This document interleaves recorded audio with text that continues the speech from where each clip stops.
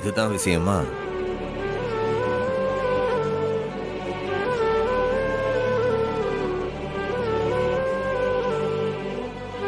ஏமோ இப்ப நீ எதுக்கு அதுக்கெல்லாம் வருத்தப்படுத? உண்மையான குத்தவாளி தான் கண்டுபிடிச்சு ஜெயில வச்சிருக்கோம்ல. மேல அப்பீல போட்டு சீக்கிரமா உன மொத்தமா வெளில கூட்டு வந்துரும்ல. நீ வருத்தப்படாதம்மா, இனி நீ மொத்தமா இங்கேயே தான் இருப்ப. அத்தைக்கு திரும்ப போறதுல இஷ்டம் இல்லடா.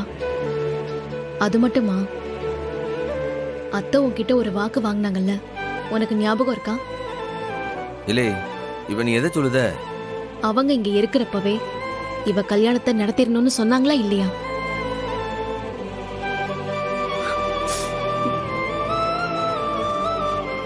ஏமோ அதுக்கான ஏற்பாடுலாம் பண்ணிட்டு தானே இருக்கோம். அண்ணே, அந்த பேச்சை விட மாட்டியா? எனக்கு கல்யாணமும் வேணாம், ஒண்ணும் வேண்டாம். இனி அதை பத்தி பேசாதீங்க. ஏய், ஆரம்பிச்சிராதடி. நீ கொஞ்சம் பேசாம இருக்கியா?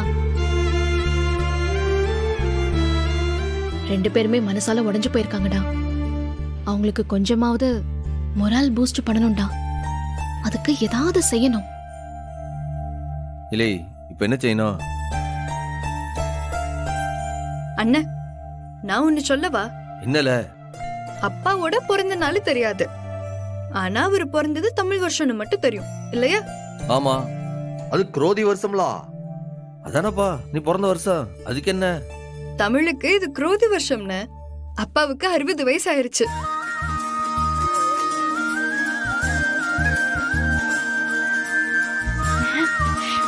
இப்போ இது நீ பிறந்த வருஷமா? உனக்கு 60 வயசாச்சா? ஆமா, இப்ப அது ஒண்ணுதான் குறைச்சல்.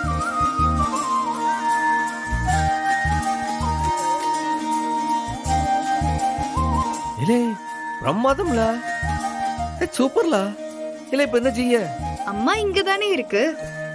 அம்மா இருக்கப்பவே 2 பேருக்கும் 60வது கல்யாணம் செஞ்சு வச்சா என்னன்னு?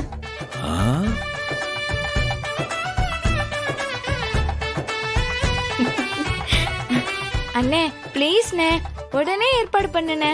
60ஆம் கல்யாணம்லாம் நான் பார்த்ததே இல்லைண்ணே. இல்லை, எல்லாரும் சேர்த்து சும்மா இருக்கீங்களா? சும்மா கண்டதையும் பேசிக்கிட்டு. எப்போ இது உனக்காக மட்டும் இல்ல, அம்மைக்காக. ஊரு முன்னாடி அம்மைய உன் பக்கத்துல கம்பீரமா உட்கார வச்சு 60ஆம் கல்யாணம் பண்ணி வச்சா அம்மைக்கு எம்பிட்டு பெருமையா இருக்கு.